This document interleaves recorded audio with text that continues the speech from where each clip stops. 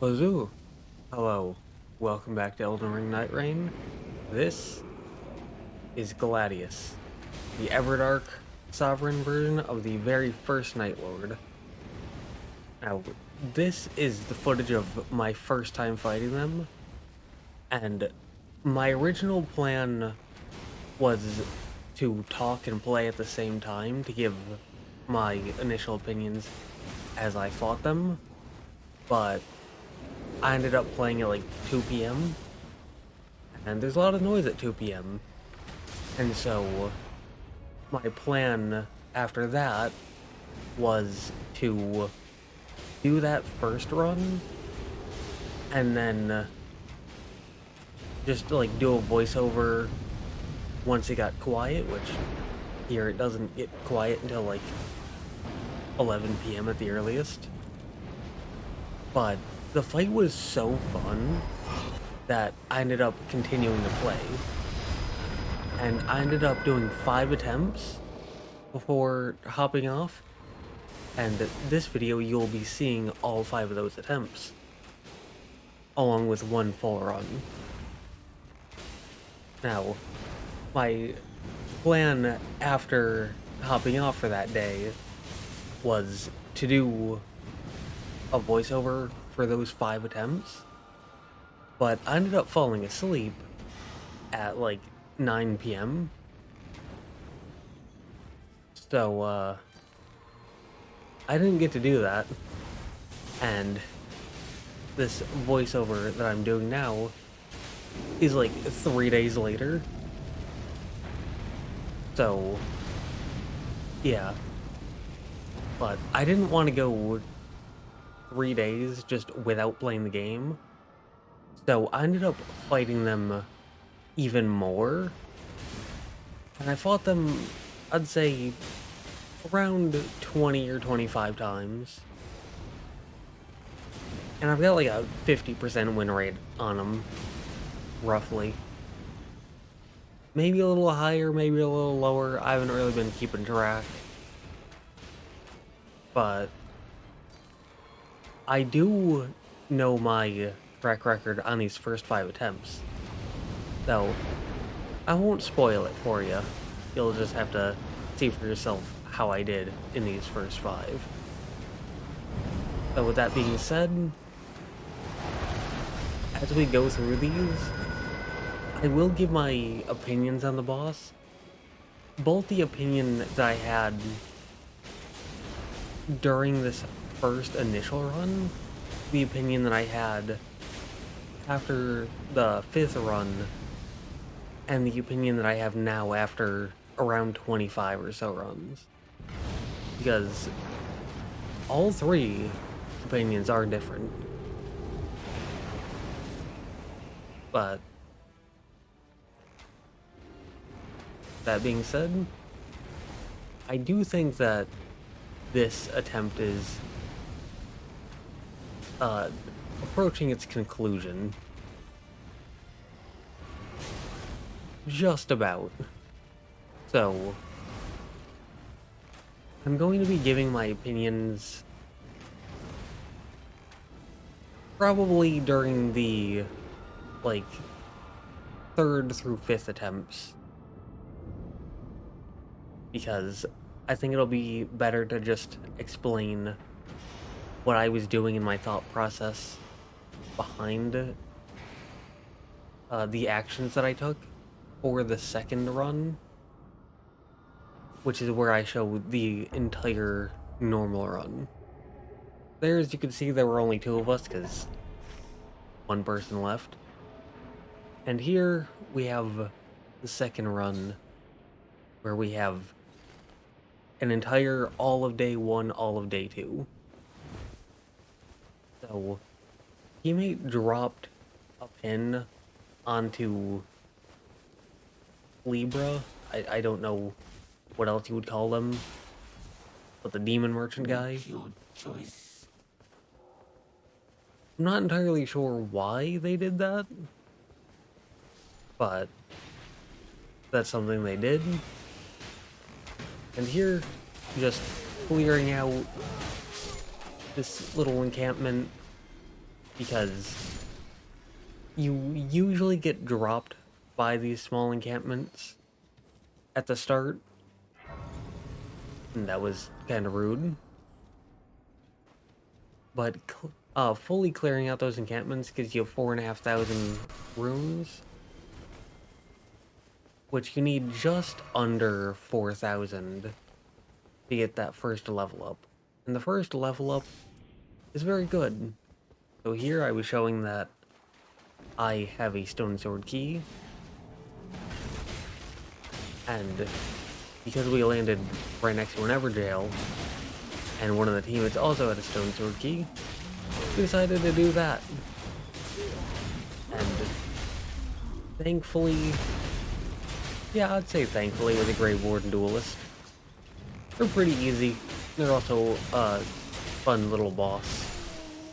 So, dropped the stone sword key and pinned it. And I figured 10% stamina is better than 10k. And with that, the teammates continue to lead, which I've said before, I will say many more times. Well, first, that's the relics we're using. We have attack power increased for Everjails, attack power increased for Everjails, stone sword key, and increased rune acquisition as the main thing. And here we got an Elder Lion boss. But, as I was saying before, something that I think is very important and an absolutely crucial skill to have is the ability to lead and the ability to have good decision making, especially if you're going to be playing with randoms. And so I've learned how to take charge and lead a team, but it's not something that I find to be particularly fun. It's not something I really enjoy. So while I can do it, I prefer when teammates lead. And didn't mention it before, but none of the boss rewards for that Elder Lion were good, so I just picked a weapon with a side effect of increased holy damage, because Gladius is weak to holy, so that's not a completely useless secondary effect. And I drop that in case one of them gets their hands on something holy.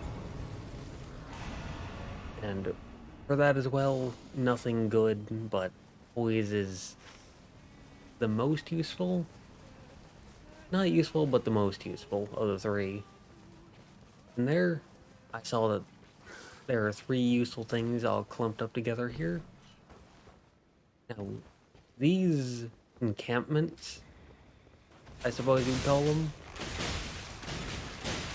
these frenzy versions have a frenzied flame troll who is a complete easy joke pushover baby of a boss who dies super quickly.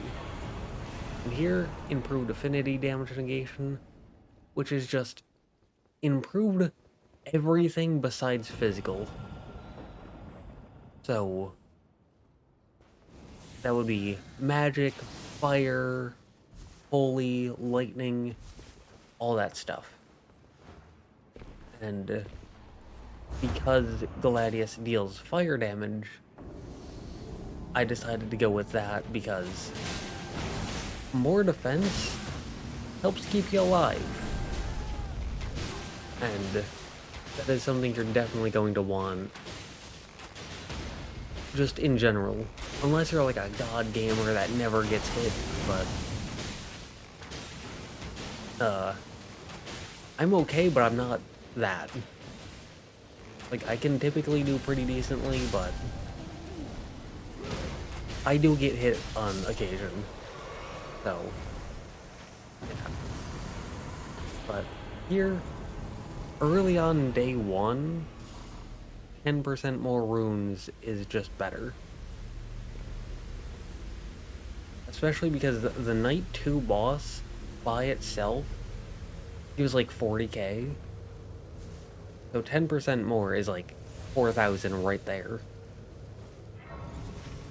But because we hit that location, I took the pin off, because I think that you should always take the pin off whenever you hit your location, just to clear up the compass and make navigation a little bit easier.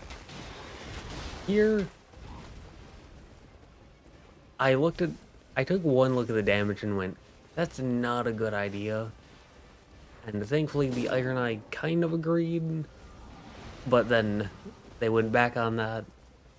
And I went, yeah, no. Because of how much damage they do, because of how little damage we do, and because of the circle closing in, I'm just gonna leave. That seems like the best thing to do for survival. And there I saw the little scarab there, so I decided to take the leap to go after them. And I figured, whatever the team is doing, I can catch up. And if this is useful for me, great. If it's useful for a teammate, I can pick it up and drop it to them wherever we stop next. Silver Scarab, not that useful, but because I don't have any talismans, you know, why not? There's no reason not to. And it could get me more items. I'm personally a pretty big fan of warming stones, because more heals is good. More heals keep you not dead. And here, improved ranged weapon attacks. Very nice.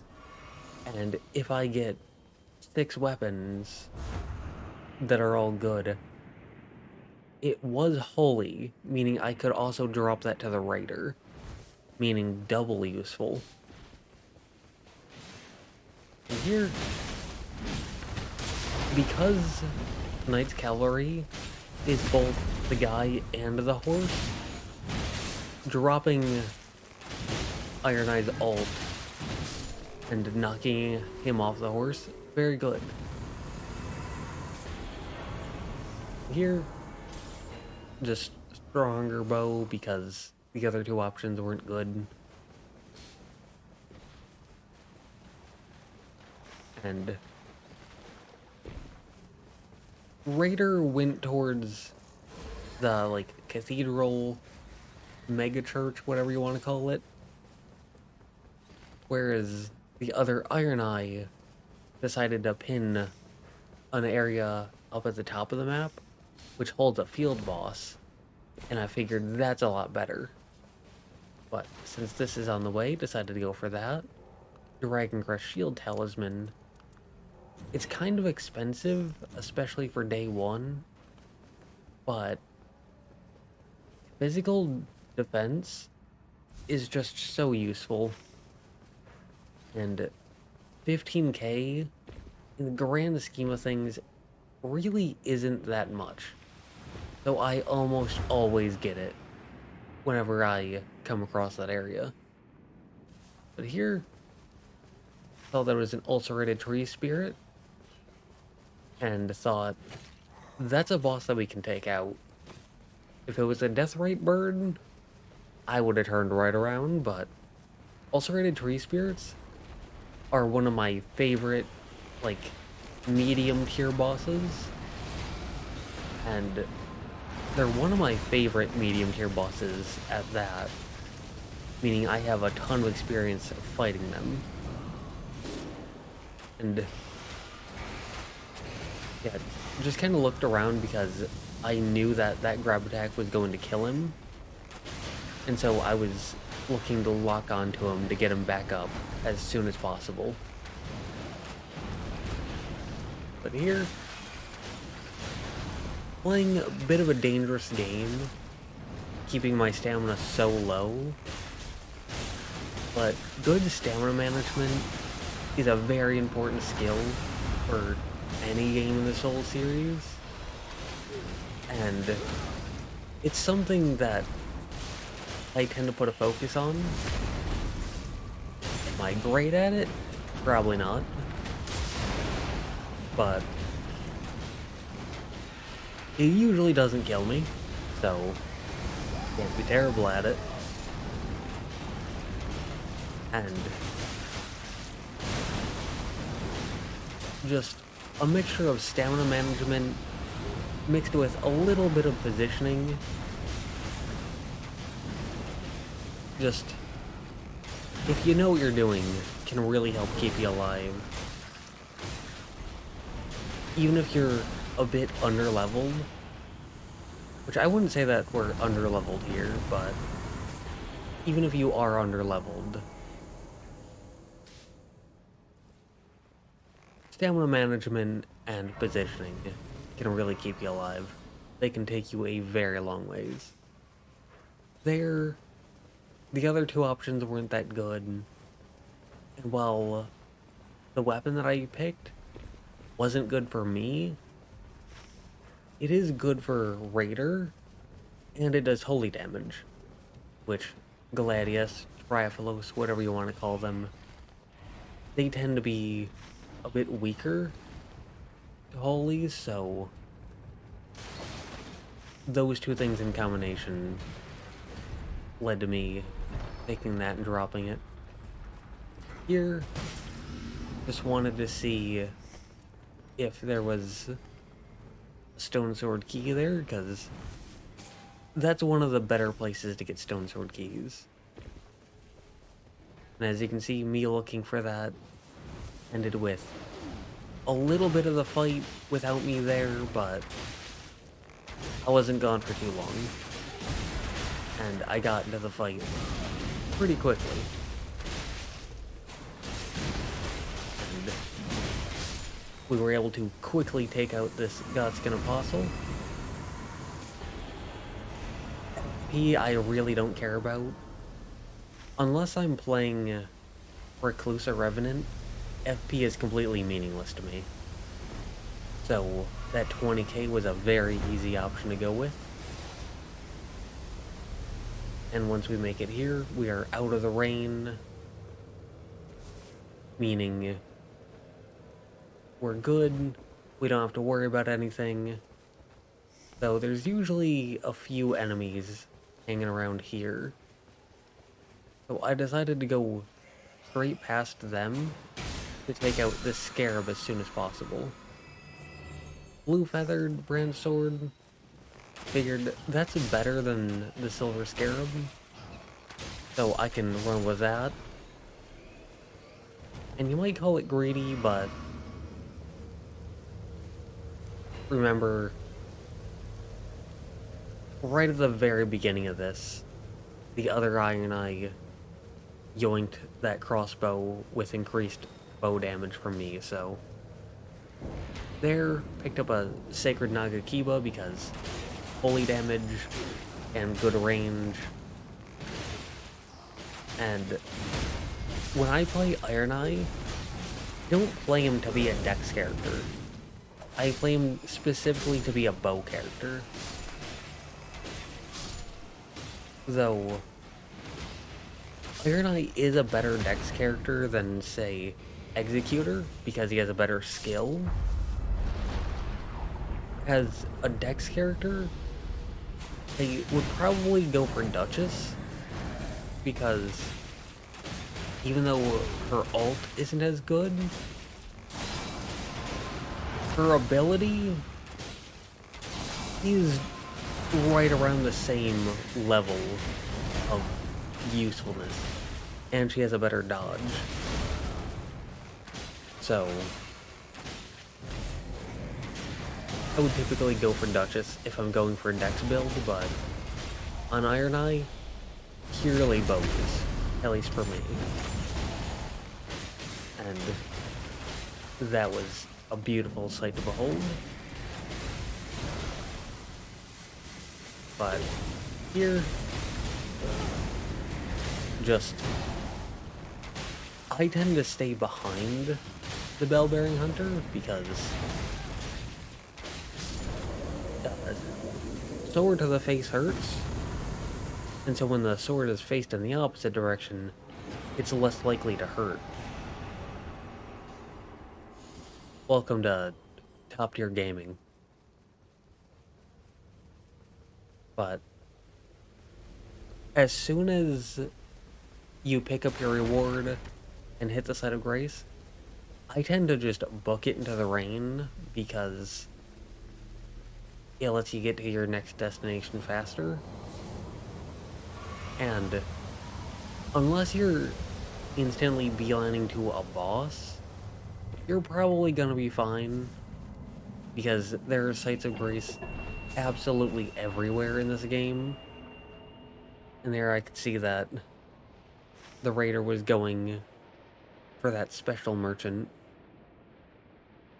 And I figured, well, Triaphlos is pretty hard, at least from that one single attempt that I went through so far, so even though it's a bit slower, I'm gonna go for this church because I'm someone who prioritizes healing a lot, because the more healing you have, the more you can get smacked in the face without losing. So,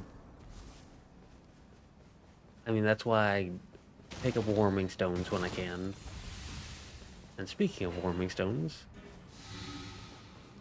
just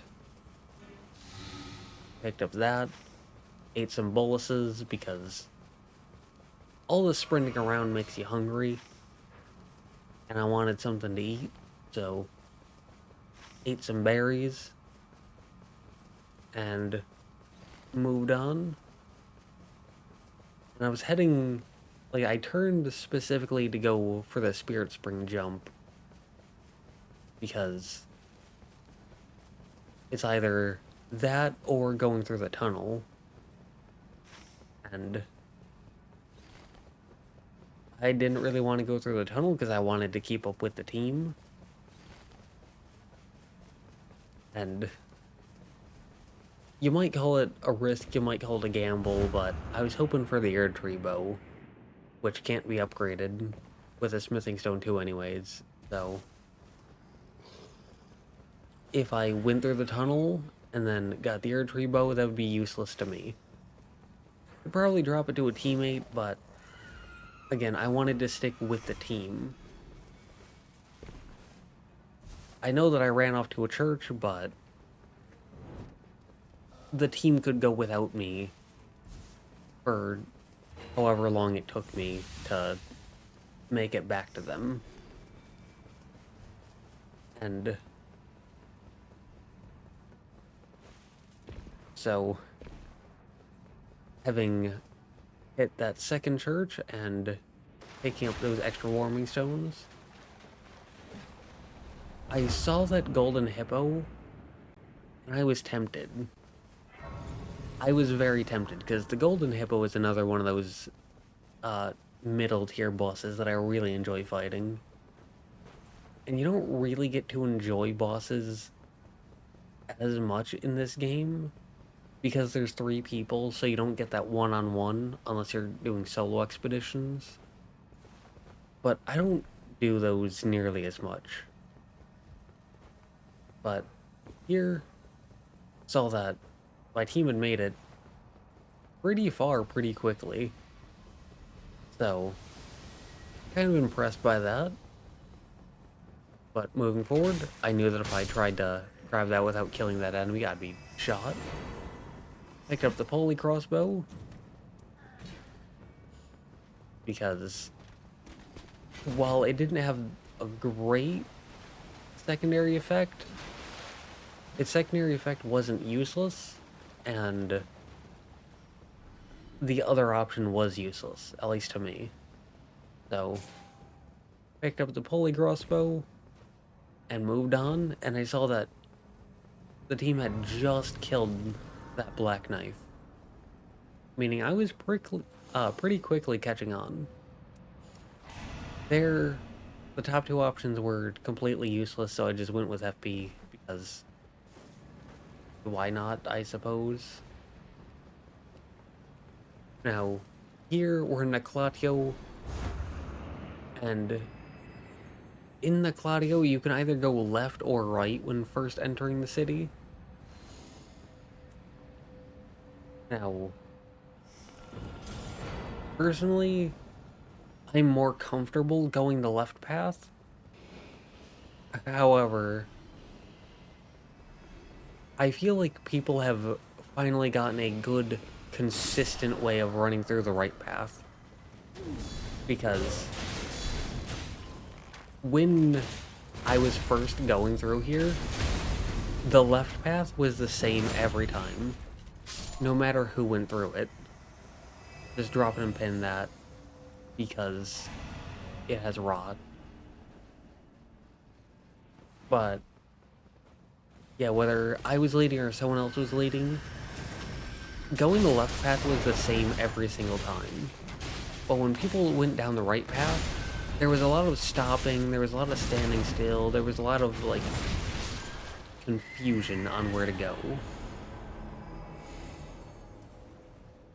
Here, saw 10% more runes that went with that, as it was the best option of the three. But, yeah, by this point, which is now August, the right side had gotten pretty consistent. And well, I still think that the left side is better if you're short on time. And what I would consider short on time is if the circle starts moving before you enter, then you probably don't have time to do the right side. However, if you go in at the start of the day, and you do have time, then going the right path, while it's more complicated, is actually the better path because you can more easily hit everything in the entire city. Though, like I said, it takes longer and is more complicated. There, I'm not entirely sure what happened, but it stopped the boss from attacking, so we'll take that as a win. And here, I mean, we really just crushed it on this Estelle. I know that they're not called Estelle in this game, but that's what I know them by. Here, none of these seemed that good, so decided to just go with that. Ow. Grabbed the power gained, the levels up, and rise from near death unaided a single time and become more powerful for a short time. So this is kind of like a winning grace, but the entire team can get it, and it doesn't take up an item slot. So basically it's a winning grace, but better. And it is a great thing to get if you have the time to go get it. Here, missed that, but there were a lot of misses at the beginning of that fight. Probably because the Black Knife Assassin is a very squirrely boss, but also we're a very squirrely character, so that went two ways. But they had backup. They also had backup, but my backup was better, so we won that. And we grab a stamina buff, and then mark the Headless Troll. And then I like to back up down here, just because it gets us further away from the page. And also because it means you have more wide open space to move and dodge around. And here, decided to pick that Envoy's Longhorn up because it's another holy weapon, and once we get some time to slow down and stop and breathe, can drop it to the raider in case he wants it. Now here, Dragonkin Soldier, and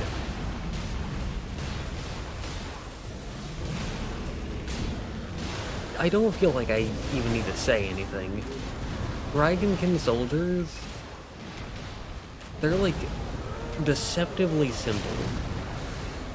They're a lot more simple than you might think first looking at them. And especially when you're fighting in a full team of 3, oh my god, they go down fast. And they are so easy to kill. But here, it's all the black bow.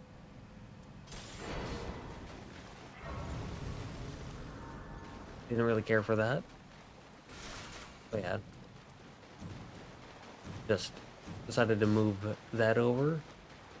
And now we got the black bow, which is a purple tier bow. Which, in case you don't know,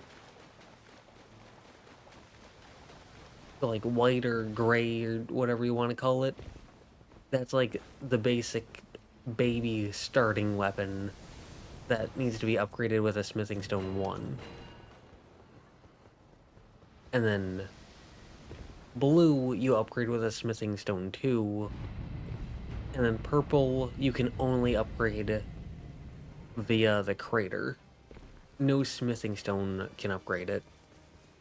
Meaning, unless you have the crater, purple is about the best you can get. Especially for bows, because I don't think there are any gold tier bows. I don't count great bows, because they don't have the same moveset. But here, as long as you have time, Loretta, Royal Carrion Knight, depending on which game you started with, whether it was Elden Ring or Nightreign, they're a great option because while they're definitely a bit more complicated than the Dragonkin Soldier, they're still pretty easy. Drop to that just to kill all those enemies all at once. And yeah. Another black bow, so dropped that for the other Iron Eye, in case he didn't have a good bow, because none of the other options were good. And despite that one incident of him stealing a piece of equipment from me right at the very beginning, I'm not gonna hold on to a grudge like that. Especially over something so small. And even if I did still feel kinda about that, this is a co-op game. It's kinda up to the team. Like, it's a team-based game. And I want to win, and therefore I kinda want the team to win. And here, the team was feeling a little ambitious. I don't think that I should have been pulled that far, but hey, if the game wants to be that level of generous, I'll take it. But their affinity damage negation, which is very nice. Like I said, it's just more fire damage negation for once we go up against Gladius. And I'd say that when you're going up against Gladius, especially the Everdark Sovereign version, you really want like 2 to 4 of those, the affinity damage negation. And I'd say that at least against the Everdark Sovereign Gladius, the affinity damage negation is even more helpful than the physical damage negation. But here, we have the Fell Omen, which is scary for new players, but once you get used to the game, he's borderline a pushover. And here, there are two ways to take that. You could either say that I didn't realize that I had the mark on me, or you could say that I just had so much affinity damage negation slammed into me that I knew I could just tank it. Which one is true will forever remain a mystery, because looking back, I legitimately don't know which one it was. But it was one of them. Here, the second and third options were really good, but I decided to go with defense over attack. Because I am someone who likes to not die more than I like to kill. Here, I saw Opaline Hardtier, was very happy with that, and Crimson Burst Crystal Tier. Now, while Crimson Burst only gets you 1 heal, while Warming Stone gets you 2 heals, Warming Stone locks you into a single location, whereas Crimson Burst, you sip that and then you can move around as much as you like, making it better for when you're being focused. And better for chasing down the boss. Here I was just showing what I had gotten in terms of secondary effects. But here, I think that I can start giving my opinion. This looked cool to me, especially the banners. But here I'll give my opinion of the very first, like my initial run. Because I don't remember everything about my opinion of the initial run, because again, it was 3 days ago, and I have the memory of a rock that fell down a lot of stairs. But from what I remember, my opinion after the initial run was that it was very difficult and it was very overwhelming, and that the boss was extremely fast and had some high damaging, very large AoEs that came out quickly with not a lot of tells, as you can see. Although I was thinking more of the one attack where they throw out the big burst. The other big burst, not the one... Yeah, that one. But there's one where instead of 3, they just throw out 1. But the tell that they give is a lot more subtle. And at the time I didn't know what that tell was. I know now, but at the time I didn't know what the tell was. And so the boss was very quick, aggressive, a bit overwhelming. And I wasn't a big fan of them, but I knew that the boss had a lot going for them, and I figured they were going to be one of those bosses that I don't like very much at the beginning because of how difficult they are, but that I would really grow to enjoy. That one. That's the attack with the kinda subtle tell on a first run, where you're not entirely sure on what you're looking for. And also, some of those attacks that didn't have... Some of those attacks that were just themselves at first But now in this Everdark Sovereign version, there's like a follow-up where like a little fire explosion that comes along with them. And that makes the boss more difficult. But it also adds a lot of flair to the boss. And during the first run, I was overwhelmed by the speed and just the sheer veracity of the boss. Here I was trying to aim it off to the side to revive him. Didn't think I'd gotten it, but surprisingly I did.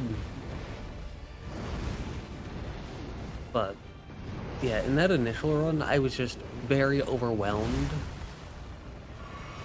But I was fairly confident that it would, like, once I learned them, learn how to dodge their attacks, learn the tells, in order to avoid some of those faster attacks and some of the AoEs. I was fairly confident that I would really grow to enjoy them. Because that's how a lot of the more difficult bosses are. I'd say, like, Nameless King is one of those where very difficult at first, but you grow to love them once you learn the fight.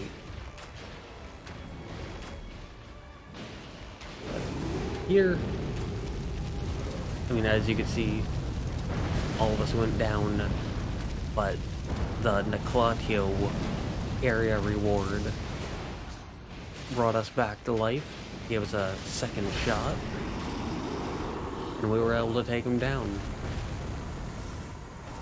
And you might notice, I was so overwhelmed by how fast and aggressive they were, that for the most part, I had completely forgotten to use my items. Which is something I'm typically pretty good at. But, yeah, won that second attempt. Meaning, I was now 1-1. So, as I probably said before, I'm not going to say how many times I won and lost. You'll just have to see for yourself. But I will keep track as we beat them. But here, Dark Knight of the Beast. Stamina recovery upon landing attacks +1. Pretty good. Taking attacks improves attack power. Not my favorite, but pretty good. And then fire attack power up +2. That's really good if you're doing like a fire damage build. So out of those like 7, I'd say that's pretty good. Not the best, but definitely not the worst. I'd say that's on the higher end of things. Here on this third attempt, you can see that I got the Erdtree bow. And we were running with a Wilder and a Recluse. And I will say, this entire run confused me so much. Because we had a Recluse, but our Wilder was named Raven. And when I think Raven, I think, oh yeah, the Teen Titans character. Yeah, you know, the magic user. You know, the Raven. The magic user, the one who uses magic. You know, the magic one. And so anytime I saw Raven go down, or Raven drop a pin, I'd be like, okay, that's a Recluse. Every time. And it always threw me off. But anyways,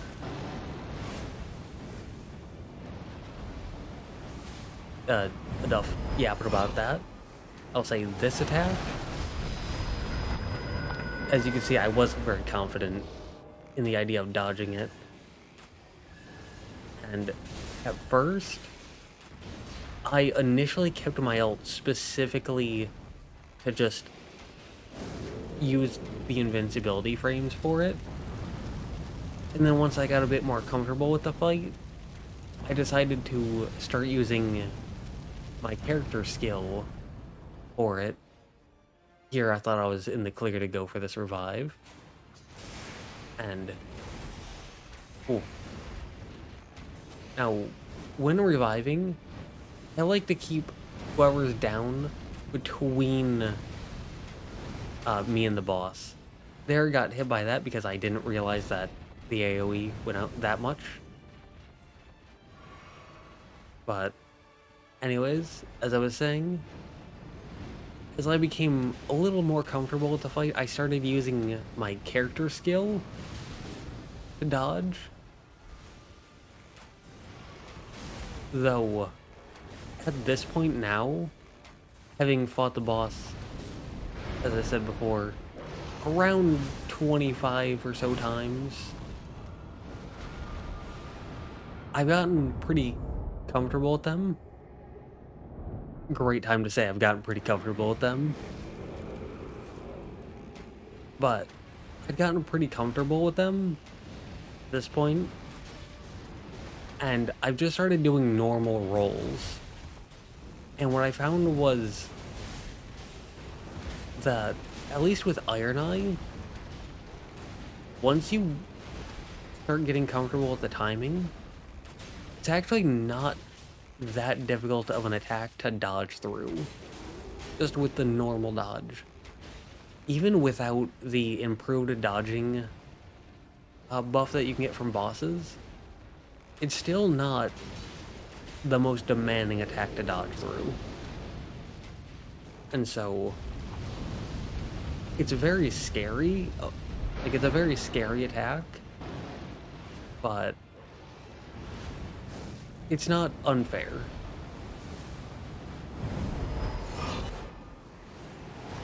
And here, as you can see,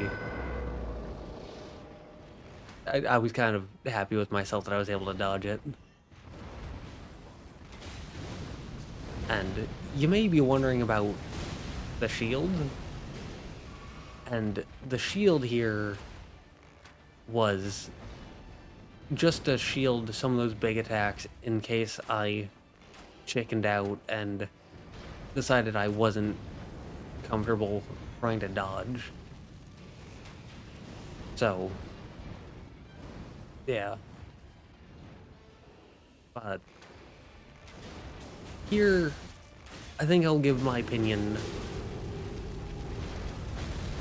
from the 5th attempt. Like, after fighting the boss 5 times. So my opinion from that point was that the Erdtree bow, or holy damage in general, wasn't as useful as I had hoped. I mean, the boss is weak to it, but I had hoped it would do a little more. But I was getting a little more comfortable with the moves, getting a little better with the tells, a little better with the positioning and the timings. So I still thought the boss was very aggressive, but the boss being very aggressive isn't really a bad thing, it's more of just something to note.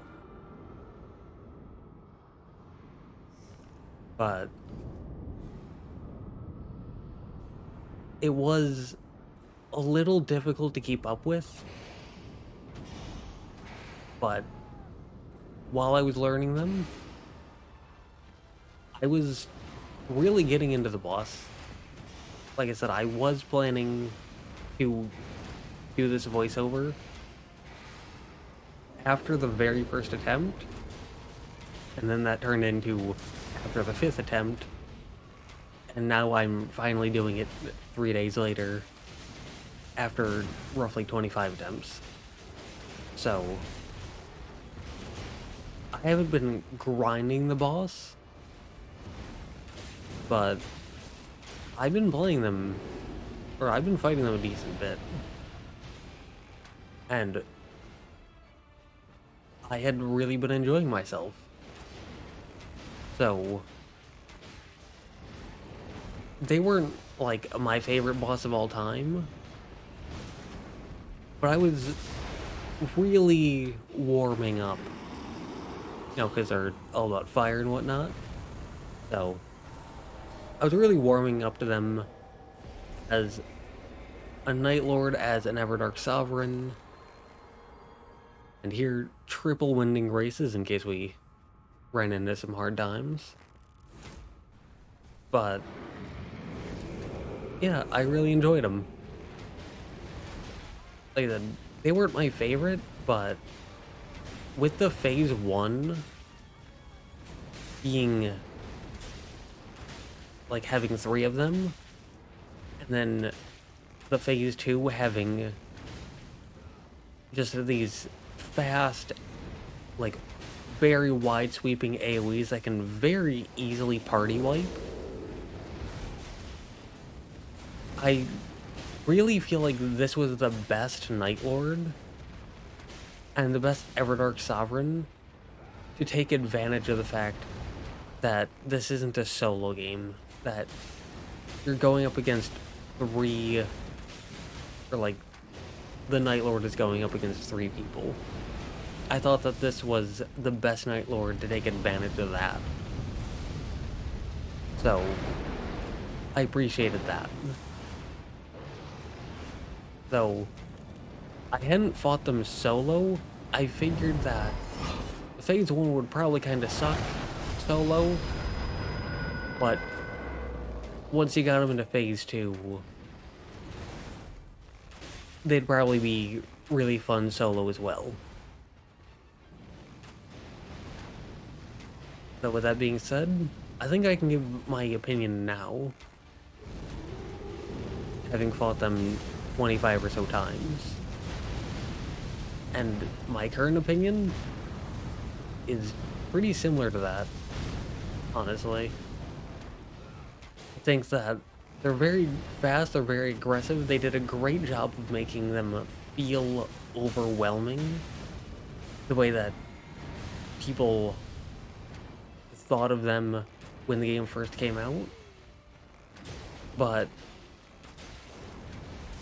they still feel pretty fair, they still feel like they don't feel BS. They feel challenging, but fair, and I like that. I think that's when Soulsborne is at its best. When things are challenging, but fair.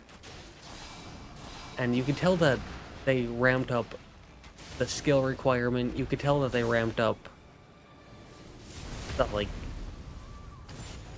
reaction time requirement. Not my strong suit, but I can appreciate that. And for the most part, I can do a decent enough job of keeping up with it. I think that they're great. I don't think that they're, like, the best boss ever, but I think they are a very solid Night Lord and a very solid Everdark Sovereign. I am really hoping... I don't know why there was a timer on that. There's not supposed to be a timer on the downs for the Night 1 boss, the Night 2 boss, or the Night Lord boss. So that was a little weird, but... anyways, I'm really hoping for an Everdark Sovereign holster. And I'm really excited to see the new Night Lords that are going to come out sometime in the future. But for now, I'm happy with this, because they are very fun. I also really like their visual design. I think that they did a great job of really making them look new while still keeping them recognizable. But with that said, those were my first 5 attempts. 3 wins, 2 losses, and just celebrating the victory. And with that being said, yeah,